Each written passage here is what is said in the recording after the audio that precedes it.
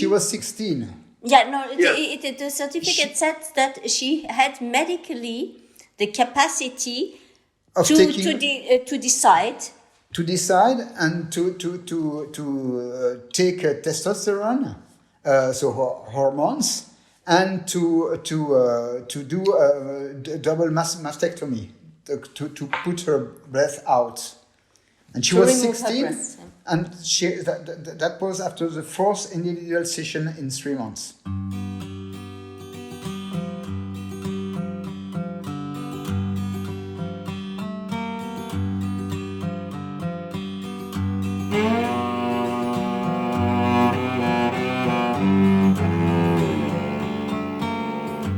This is the podcast to restore your faith in humanity. Once giraffe heroes, we now call our participants guardians of humanity. Courageous, tireless workers for the common good. May each of them inspire you to follow in their tracks and contribute your own part to a just society and a healthy environment.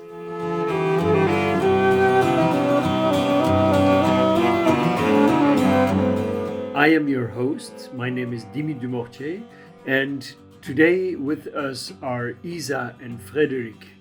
And they live in Geneva, Switzerland, with the 2 daughters that Frédéric has from his first marriage. One day, something occurred that changed Frédéric and Isa's life completely.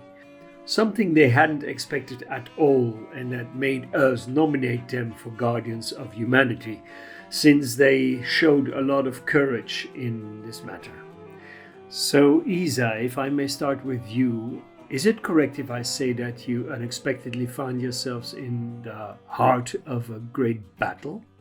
Yeah, I would say we are still fighting a battle because, we will talk about it. Yeah, we're very honored to be in this podcast and with this incredible title of Guardians of Humanity. And thank you.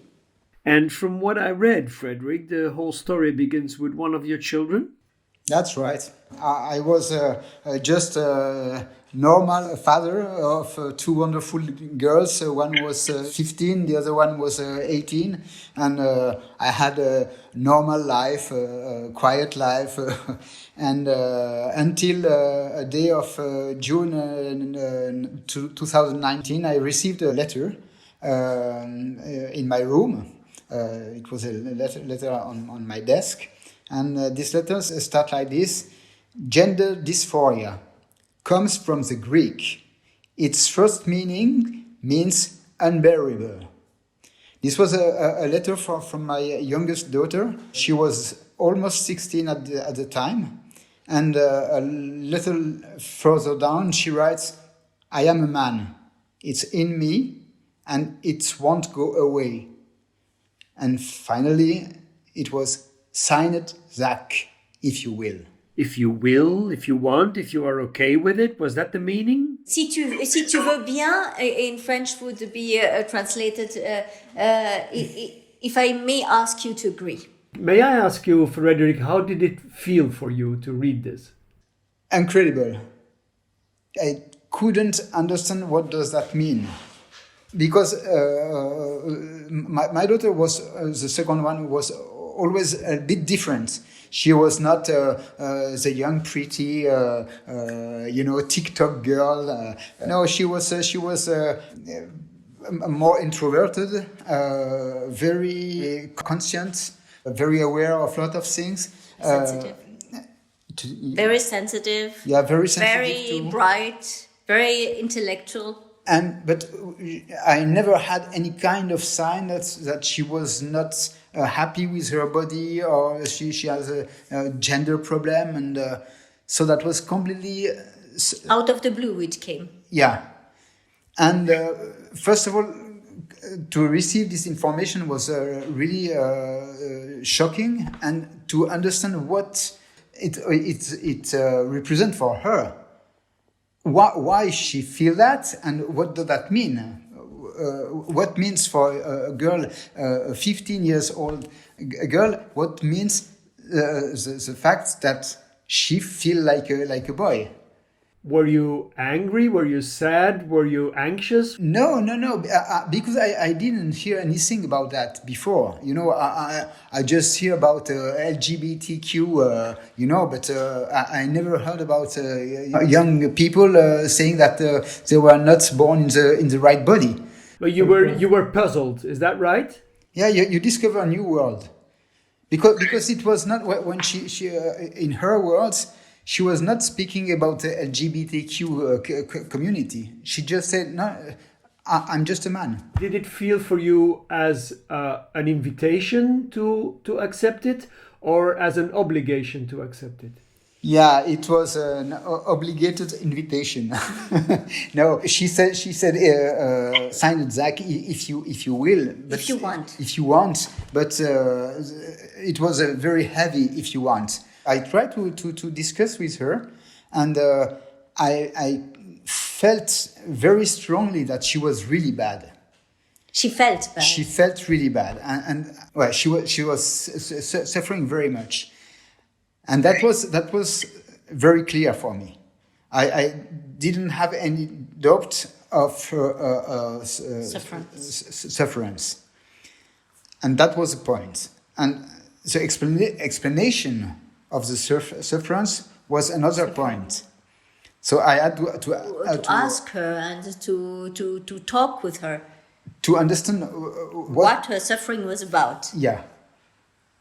And I tried to discuss, but it was very difficult because she said it's a fact. I'm not born in the right body.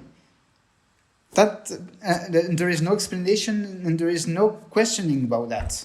Then I had a phone call with the doctor and a friend of mine, and he said that I had to be very aware of what she say, and I have to consult people who knows about trans identity and to look for specialists. And was that a good advice? In fact, you have two kinds of doctors. You have doctors who don't know anything about trans identity, but they all know that it's something very special and very difficult, and they say, no, I don't want to have anything to do with that. And the other category is specialists, and they are all trans-affirmative. What does that mean? Maybe you can ask. Trans-affirmative is, as it says, it's the idea that the feeling of being of the other sex is not something that can be questioned because it can only be true. Some specialists say that it is a feeling that one has from already a small age, and that it cannot be questioned, and so it can only be accompanied. It cannot only be affirmed, as they say. That's why we say trans-affirmative. Affirmed in the sense that you have to go with it, to go with the person, to help her achieve and be her true self. And the sooner the better. Well, a lot of people say the sooner the possible because of two reasons. The one is that there is an enormous suffering, and Frédéric will speak about that. There is an enormous suffering, and there is the danger that if you don't do anything immediately, the kid will commit suicide or will injure his body or her body that they don't like. And also the soonest, because then for very practical reasons, is that the sooner you start medication or treatments to change your body at a younger age, the more chance you have to pass, as they say, for the other sex. Of course, if someone is 18, has already breasts, etc., or a young man is already 18 with hair, and so it's more difficult to operate, or the treatments will be less effective than on pre-puber kids. But the fact is that the public or the kids who today because there is a phenomenon, say or expressed a sufferance with their body, and say that they are born in the wrong body. They are mostly teenagers or pre-teenagers. An American doctor wrote a paper about that and came out with the term rapid onset gender dysphoria, ROGD, which means that those are not kids who expressed this incongruence with their sex from a younger age, but at puberty. Did she or did he feel suicidal? Did she talk about suicide? She talked, not at this time, she talked about suicide later, but I didn't feel that she felt that herself very strongly. And it appears that in her medical record that we received months and months later, the doctor said that she didn't have any risk. But the doctor told us that the risk was very high. In general. So we went to see a specialist, and he spent 20 minutes alone with Zack, and then we met together. And it just presents our daughter like Zack, and he said, Zack presents gender dysphoria, and you have to call her Zack and to give her masculine pronouns in order to relieve her suffering. And in the medical record that we receive months later, it's written, Zack says he finds himself in the definition of a transgender person because he remembers never being comfortable in girls' clothes. So at this point, we just have to accept. So in front of my daughter, he explained that my daughter is a boy and I have to treat him like a boy, and that the suicidal risk was very high, and it's better to have a living boy than a dead daughter. He said that in those words. And then he encouraged us to meet LGBT people and association and really to accept that and to go. And that was on the first meeting with the doctor. It relieves you to know that there are specialists who know how to deal with a question that, you don't know what to do about because you don't know anything about it. No, I can imagine that it feels comforting to know that there is a name for this diagnosis. Well, and he said that they are working in teams with different kind of type of doctors, gynecologists, endocrinologists, pediatrics, and that all those people knows this the diagnosis, and so we are relieved by this diagnostic, and in the same time we said, but it's crazy, it's impossible. So maybe there is also something that we have to say, and that you had the feeling when you discussed with Zack. What you say is that whereas for you it was a completely new world and completely new concept, you didn't really understand what it meant in general, and for her, she had an extremely clear discourse on it. Something saying and expressing words that didn't seem to come from her. Speaking like, then we realized when we met other parents, something that you have learned somewhere, a lesson learned, saying exactly what, she knew exactly the steps, what she wanted. Step 1, you call me in that name. Step 2, I'm going to take medicines to change my body, and I'm going to become a man, the man that I feel I am. And this is the effects that the medicine is going to have on my body. these are maybe the risks, but I mean, the risks can be overcome by this and that. She knew everything. She knew 100 times better than us. And you know, it creates also a situation where the parents are not the ones who know better. The parents are the ones who know nothing. And the specialists make you feel like that too. And all of a sudden, I mean, you're not in the thing. But they tell you that if you go with it, then your kid is going to be well. If you accept it, if you go with it, then there is going to be no problem. Your kid who you see suffering is going to see suffering and be well.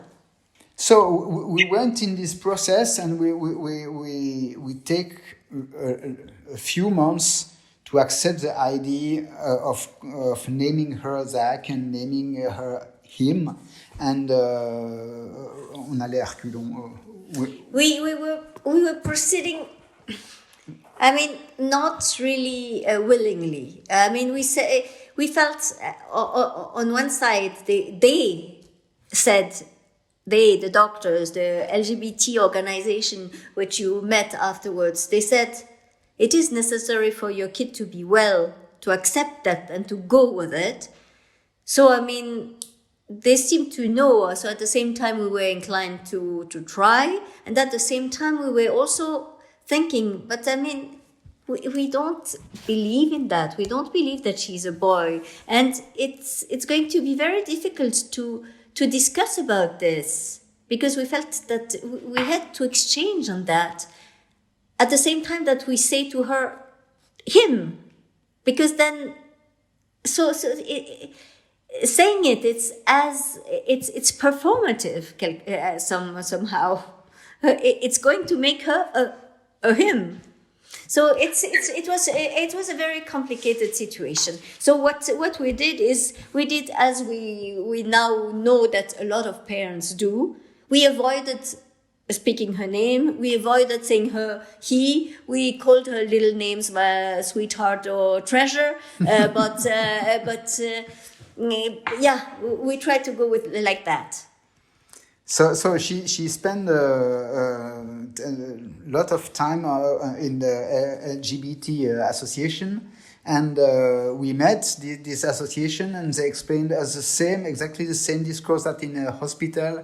Your daughter is a young boy, and it's better to have a living boy than a dead daughter. Exactly the same words, and they encourage us to name her him and to name her Zack, and it was a stronger encouragement than in the hospitals. It was we start to feel a kind of pressure, and until end of December, so a few months later, I received a scholar, protocol. The semestral grades of Zack. And so it's an official paper from the school, and it was written Zack and my name, and I said, but who is Zack? I didn't have any kind of official information, so I understood that the association LGBT went to the school with my daughter, and they said to the school, this is not a girl anymore, he's a boy, and his name is Zack, and they help my daughter to do her coming out in the class. With no information to the parents. We didn't have any meeting with the school. So I went to the school, and I talked to the director, and I explained him what was happening, and he felt that I was not agree with that, with the process, with the way that, with the fact that LGBT association goes in the school and take decision at at the expenses of the parents, without the parents knowing what they do. So did the director say, "Oh, sorry, I should have informed you," or he didn't say I should have informed you. He said, I thought the LGBT association informed you. I'm sure that nobody wants to do bad things. Everybody wants to be bienveillant. Benevolent and kind. And they can make stupid things just by willing to be kind. So they say, okay, we are not going to organize the coming out of your daughter in the classroom. They stop the process. And then I receive a phone call from the LGBT association. What are you doing? You're completely crazy. Your son is going to suicide, and there is a very big risk. You don't have to interact with that. He's going to be harassed by other students. And they became really pushy and aggressive. And really aggressive, and saying that if they couldn't work with me, they will work without me. And it was really strong. And it is also understandable that maybe in some families it is difficult to reveal one's homosexuality or trans identity, and some families, you may, not be accepted, and there might be violence. So it's something that you can imagine, but it's not that they check and they evaluate how the family is working. They suppose that if the family does not do with it immediately, then it is mistreating. It is the family is mistreating. Yeah. But by that time, since we were not really convinced, we started checking and making research.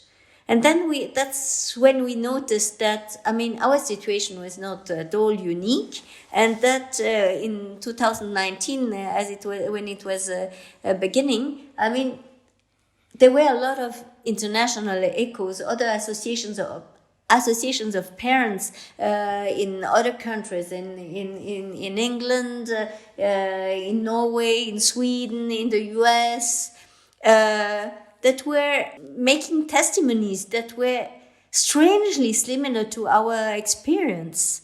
Experiencing a child who, out of the blue, at time of puberty, says, mostly girls, says that they don't bear their body, and being conducted very benevolently but very strongly by doctors and associations in the rail of medical treatments.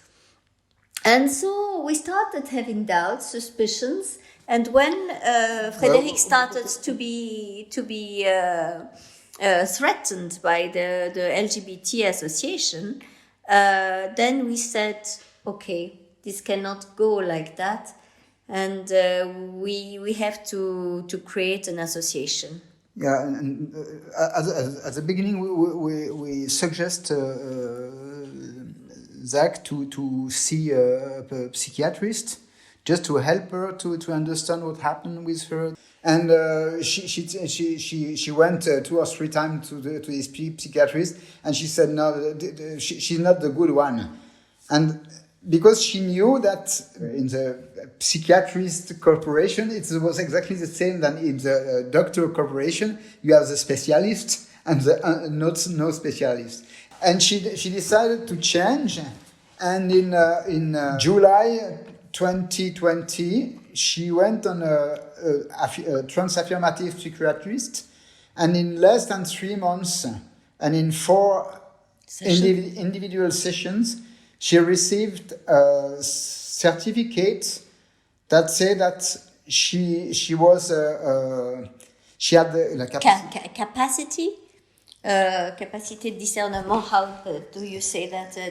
She had the capacity of discernment. You understand what that means? Ability to discern, the ability to judge. Okay, yeah. So that she was actually an adult or something? She was 16. Yeah, no, the certificate said that she had medically the capacity to decide. To decide and to take testosterone, so hormones, and to do a double mastectomy, to put her breath out. And she To was remove her 16, breasts, yeah. and that was after the fourth individual session in 3 months. Well, at 16 years old, you already have breasts. Most of girls have breasts, so she. And she hates them. Okay. So she received the authorization of cutting her breast. And this certificate from a psychiatrist is sesame. It's something that is necessary to go on with medical treatments, be it hormones or operation. It is compulsory still in Switzerland.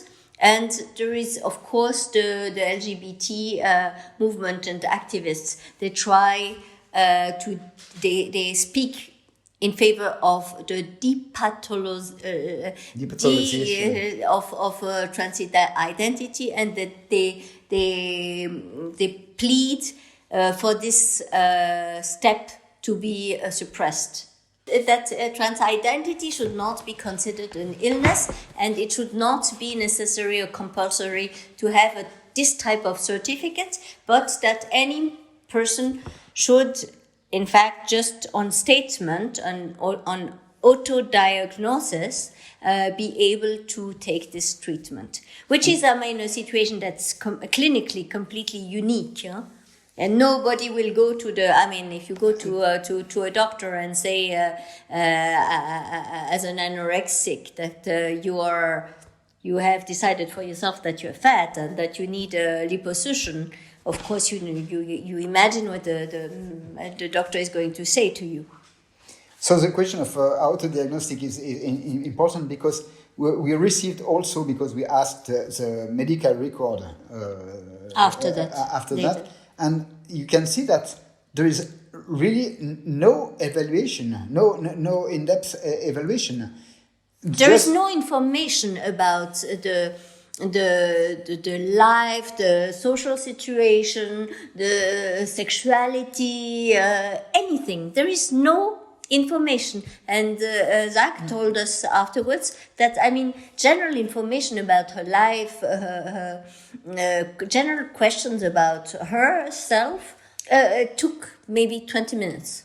So for us, it was really a second shock to say that a psychiatrist in just like that could give the green lamp to start irreversible treatments and a life medication. Well, at that point, we said very strongly at Zack that she had to take the time. She had to make a pause, and she had to think and to reflect on her problem and on her deeply, questions, and not have just a superficial answer to a very deep question. And what was important, I guess, that she always felt that we didn't have any doubt about her sufferance. We knew that she was really bad, and she knew that we knew. So that was really important. We disagreed on the solution, but we were completely agree of the situation. Of the pain. We discussed a lot to make her accept that we could be in disagreement with the solution, and that wouldn't mean that we didn't love her and we didn't understand that she was suffering. Yeah, and that was really important. So when we said, okay, you're not going to get testosterone and you put your breast off now, maybe you can do it later, but not today at 16 years old. You have a lot of things in your brain, you have a lot of things to live, and you have to have your full body, your full mind to. So we had a very, very, very little door where we could start to discuss. But for her, it was... She collapsed when... Yeah, she collapsed because the paper of the certificate of the psychiatrist is necessary in Switzerland to have hormones and to have mastectomy. So to obtain this certificate is a kind of graal. You know, she had the graal. Oh, the Holy Grail. Yeah, the Holy Grail. And she was very proud of that. And she went to the LGBT association and they published on the Instagram account, hey, Zack has a graal. Zack can go. You know, it's like a ritual. A ritual. You know, it was so important. And she came back home so proud. You know, she said, hey, Dad, Mom, look, I had my Holy Grail. And we said, Stop.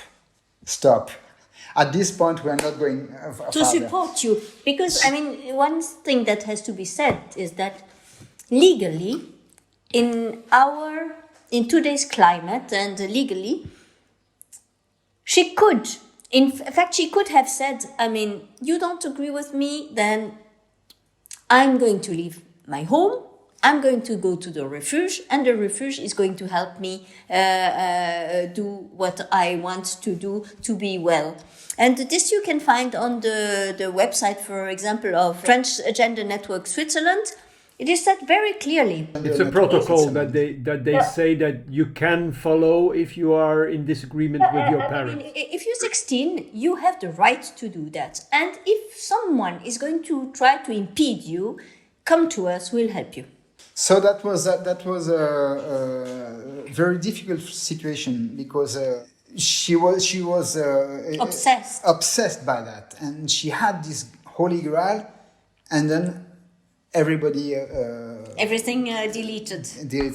And at this point, what was important is also that her mother. We are separate with her mother, but we have a very good relation, and her mother was. For herself and for Zack, was more agreed to accept the idea of a nature error. So at this point, we are always feeling that if we had a clash between me and Zack could always go to her mother.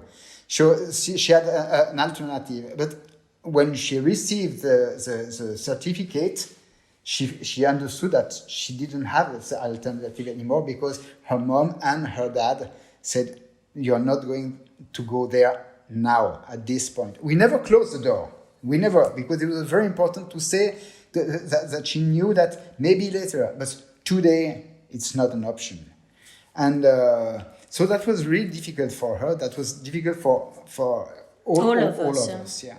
And we start to discuss and to try to make her understand that being a male couldn't be the goal. Being a male is a way to access another goal, which is I'm feeling good.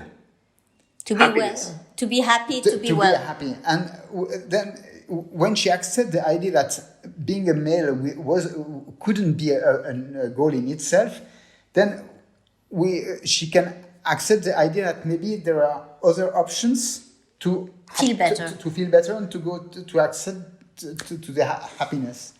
And we tried a lot of things all together. We make a lot of physical empowerment. We were fitness. Frédéric and her did gym every morning. At 6 in the morning there was an appointment, and they did gym together, and they lifted weights. And she did climbing. She was already doing a theater, but she did a lot of theater where she could also change roles in a context that was acceptable for us. And then during this time, we cut the relation with the affirmative psychiatrist, and she cut the relation with the LGBT association. And the LGBT association, we had another phone call, and they were really, really, really aggressive, and they menace. They threatened you? Threatened to denounce me for maltraitment. Psychological mistreating, you say? So you had a lawsuit hanging above your head? First they threatened, And they threatened to denounce Frédéric, and they said they would denounce him because what he was doing, trying to impede his daughter to access medical treatment immediately, was psychological misconduct and or mistreating. And later on, but it was months later, they actually denounced Frédéric. In fact, at this time we didn't have the association, and when we received those the threats, we said that the situation started to be dangerous for all of us, and that alone we were not strong enough to have conflicts with those associations, because those associations have a lot of money and they are very strong. So we decided to build an association, and I guess that helped them to act like that. So something like 10 months later, when they saw that the association become bigger. So wait a minute, you started an association. Yeah. Yeah, and Yeah. what is the name of this association you started? AMQG.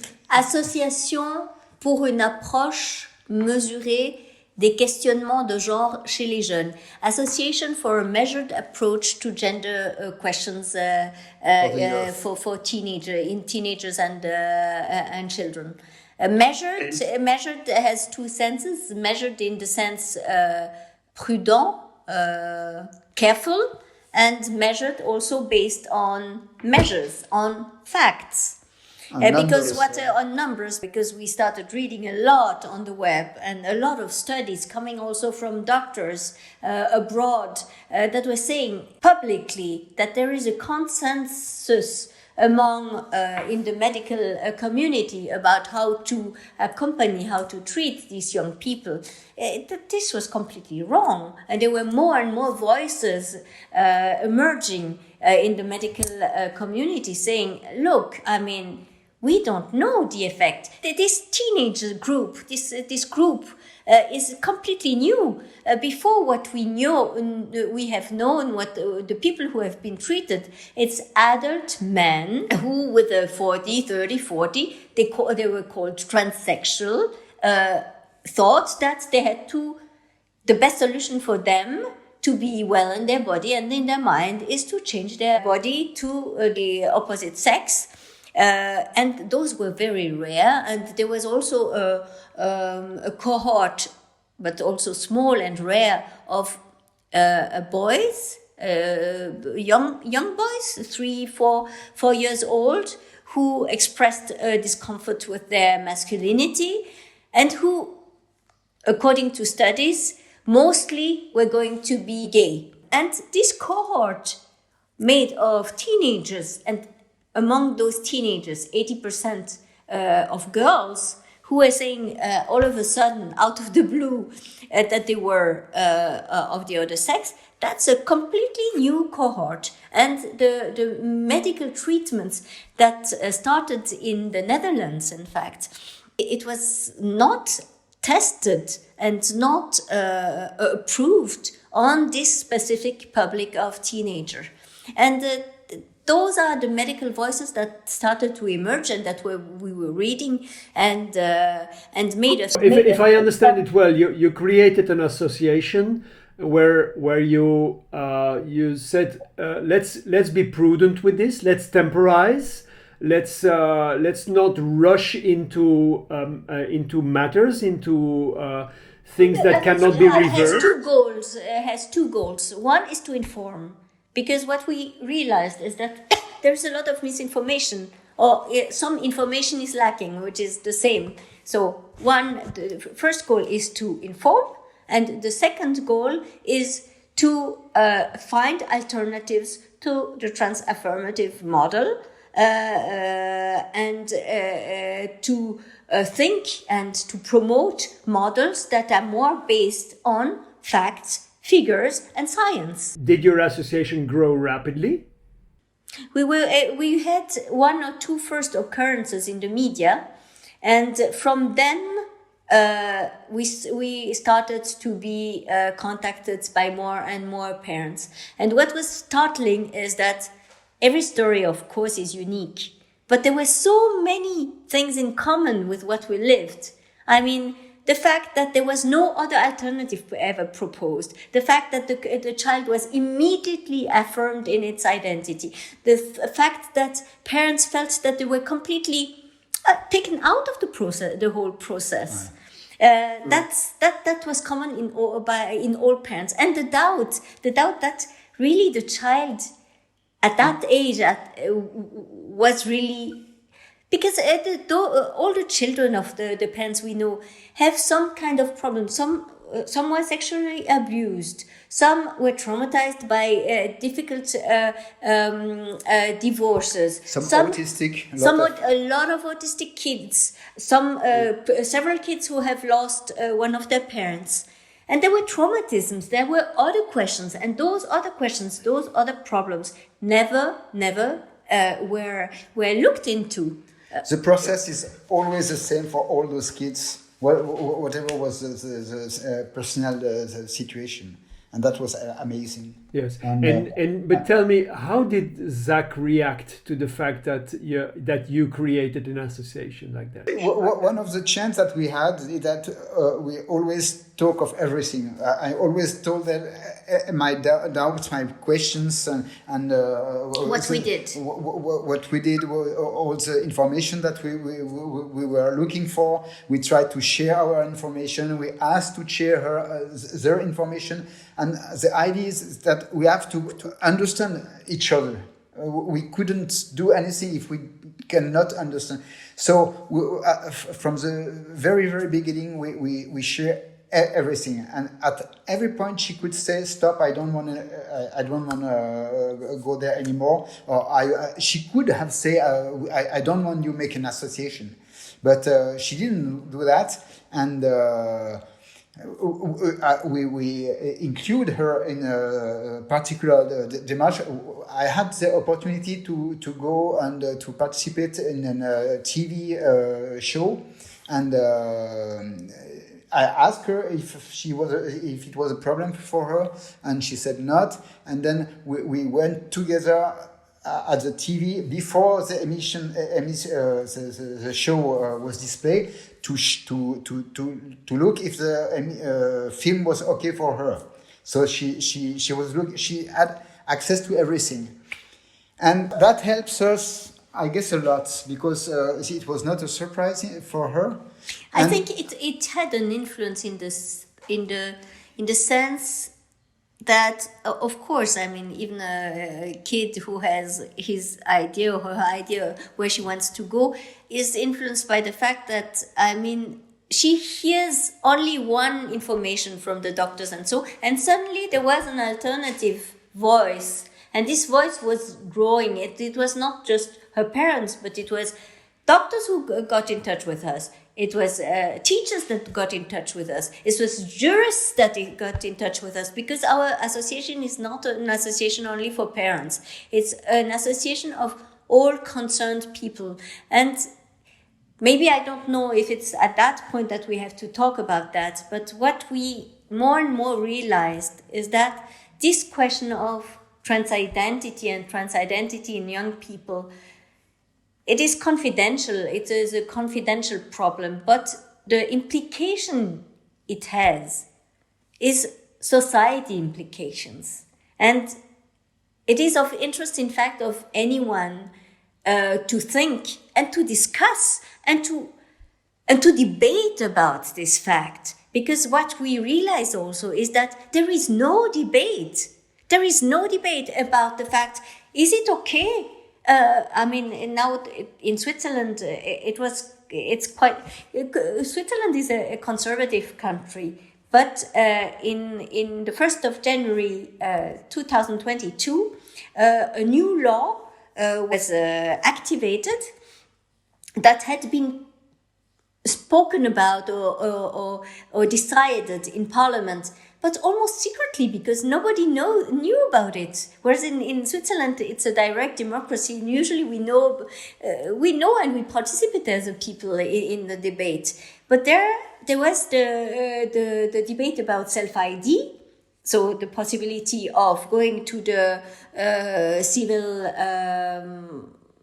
service to change one's identity in the passport, and so just on demand. Just in Switzerland, you have to pay 75 Swiss francs, and anybody can go, and Frédéric can go and say, okay, and now I don't want in my passport and my official papers to be called Frédéric anymore. I want to be called Juliette, and you can do it. And we realized that most of the people didn't know that, and Yes. so we realized that all this problematic is also a society question. It is a society question to know if it is okay that the man with a penis suddenly can just turn into the woman's sauna and say, okay, I'm a woman. And did the LGBTQ association, the Refuge, did they feel this threat coming from, because they had a blank check to the debate? Actually, there was no debate. They had a blanco check, and now there was this association being created. And did they feel the threat? Yeah, what we felt is that they became more and more aggressive, and it was not only the Refuge, but maybe. First, in January 22, Zack sent a message on her Instagram account to all her friends and to all her teachers to say, okay. One evolves in life, she said. One changes in life, and I can try to translate it. We discover, we explore, we question, and she said that. I think it's to make it short. She asked people to get back to herself, to reconnect with herself, to herself, and to accept her female identity. And that was really strong. And that was in January, so she didn't have a contact anymore with Le Refuge. And in October, we received this double denunciation to the Minor Protection Service. And then to the tribunal, I don't know how to say. Of the protection of the adult and the child. These are two instances. One for people who are under 18, and one for people who are over 18. Because Zoe at that time, in October, she was about to turn 18. And so they made this double denunciation to both tribunals, denouncing the father, the parents. For psychological abuse. Yeah, for psychological abuse, yeah. And so at this age, she was age enough to go by herself and to explain the situation and what she did. And the file was closed. Closed. But that show how far those associations can go if they are if they cannot achieve their plans. Right. Because it's their core business. Those kids are their core business. So if they lose a kid, they lose a part of subventions, and because they are paid for that, So at this point, we felt how necessary it was to create the association, and the association was already created, but then it became really a bras de fer, and we started having more visibility in the media. And of course, they counted that with a different press communiques, but what we certainly achieved is visibility. Hence, what happened is we were contacted by more and more parents, and we realized that the problem we were facing was a problem that was quite universal. Yeah, at this time we are approximately 60 family in Switzerland, with no strong visibility. So even if we are sometimes in newspaper or in the TV, we don't have any money, so we don't have any advertising anywhere. 60 families quite important. We are something like 85 members in the association, and we launch an appel. An appeal. We launched a public appeal demanding that in this field of medicine we act as in the other fields of medicine, with prudence, with carefulness, and with precaution, especially with young people. We didn't ask that there should not be any treatments for transgender people. That's not what we say. What we say is just, let's, in this medical field, act with as much precaution, as much carefulness as in any other medical fields. That's all what we ask. And this was signed by more than 500 people, amongst which quite a lot of doctors, jurists, teachers, again, concerned parents, and so. And on those more than 500, there are something like 280 people who sign anonymously because they're afraid for their jobs. They're afraid. We have a lot of teachers who come to us and say, I pray that it doesn't happen in my class, because I couldn't do that, and I'm obliged to do that, to accept the change, and in the back of the parents often, because now and more in the schools there are internal regulations allowing schools to not tell the parents that they changed the name of the kids. So, I mean, the growing of the association is not a satisfaction for us, because, I mean, it's also showing us how the problem is really there, and we are faced and we get testimonies that are, for us, I mean, we had a happy end of the story, yeah? But for many people, it's not the case. And we know now a lot of parents who had to go with their daughter to the hospital, who was going to undertake a double mastectomy. We know of a lot of parents who have their kids in psychiatric hospitals. We know a lot of parents who divorced. So difficult is the situation to bear, because it becomes very obsessional and terrible.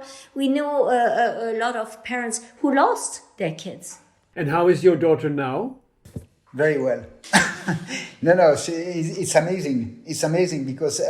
she's blooming. She's really blooming. Yeah, and you can feel that it's very deep. It's not just I change and I change. It's very deep and it's a transformation. Well, because she understands in her own body that she can be herself, and that won't change anything about her, and that won't change her biological feeling. She's who she is, and she seems to be very well with this idea, and she's quite critical with all those questions today, but without being vehement. Only vehement? Yeah, vehement. Vehement. And she came to an assembly of our association to tell her story, and she said that she accepts to help parents or to help young people if they like. She's not she doesn't have any acrimony regarding that, and well, she has a nice position. I mean, she's also studying now professionally theater, and maybe also she can realize her desire to play different roles. But she didn't play a man role, a boy's roles. Yeah, she did. Now, anyway, I want to tell you that I have many hats, like I'm wearing this hat now, and one of my hats is to do this podcast, but my job is to work with youth. And I talk a lot with youngsters who are in psychological suffering. And one of the items that I do cross is the item of transgenderism and about this mixed feelings of identity through the sex. And I feel, and I strongly agree with you when you say that the debate is left. There is no debate, and let's talk about it, and let's not rush into things, because in order to achieve that, we work on different levels. I mean, we work on the mediatic level. We work with we try to speak with the politicians. Of course, it's very difficult because there is a big cleavage. I mean, the right, and especially the Green Party, has really taken this whole narrative, ideological narrative. It becomes a political question. It became a political question, whereas it shouldn't. And some political parties now support this cause as if it was without thinking. And we feel. We progressive people. We always voted on the left side, and we feel abandoned. We feel not heard. We have met socialist politicians, politicians from the Green, but they don't listen. They don't want to listen to our preoccupation. They don't. It is terrible, and it is. It feels like being trahi. How do you say that? Betrayed. Yeah, that, I mean, the only ones who listen to us, politicians from the right. That's completely absurd. That's not the. No, but mainly that's a very important point. But another point is that it shouldn't be a political question, because the greatest victims of all that are the children. The children, you know, because it shouldn't be a debate. We just have to put the ideology out of the science. We couldn't mix ideology and science. That's impossible. And the victims of that are the children, and it's carried by the politics and by other people, and that's really a bad point. Yeah, do you have knowledge of associations like yours in abroad, in other countries in Europe or in America? There are a lot and more, and they become also stronger and stronger. For example, the society that is a medical society for evidence-based gender medicine, SEGM.org. They are SEGM. Yeah, SEGM. There are about hundreds of doctors all around who work, and they scan also studies, and they write studies. But you know, nowadays, what makes us also gives us hope is that a lot of countries, amongst which the most progressive countries in terms of LGBT rights, are starting to change their protocol of accompaniment of children and teenagers with gender questions. Sweden, Great Britain, Norway, France. In France also, but not all. Like, for instance, in Germany, they just voted a law, I think. On the contrary, where from the age of 14, isn't it? Yeah, but it's self-ID. It's the self-ID. But of course, the self-ID brings to a medical treatment. But because of course, if on your papers suddenly you called Juliet, of course it's going to be, you're going to want to adapt your body to your new name. Otherwise, it's very strange. So you have this move, but at the same time, in the medical field, you also have a lot more dissension, controversy becomes a lot more vocal and loud.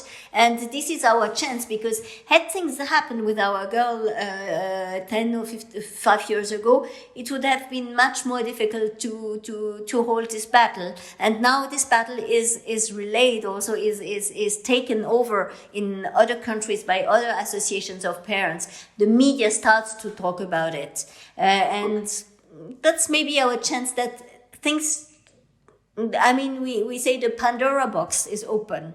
Well, I want to thank you very much, Isabelle and Frédéric, for this very soulful, very energetic talk we had, and I wish you a lot of luck with the association and a lot of happiness in your family. Thank you, very Dimi, much. and we hope to meet you elsewhere than on Zoom one day soon.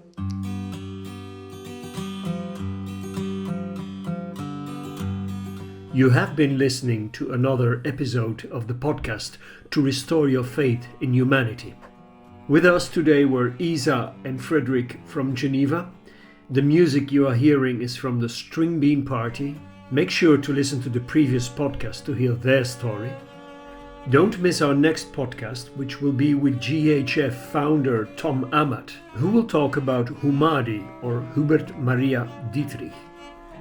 Now, Tom has traveled a lot in his life and met a great amount of fascinating people. But to him, Humadi is the most fascinating person of them all. His experiments with sound, light and the memory of water have led, amongst other things, to the creation of Putzwasser, or cleaning water. Now, I won't tell you what that is. I'm going to keep you in a suspense, so make sure to listen to our next podcast.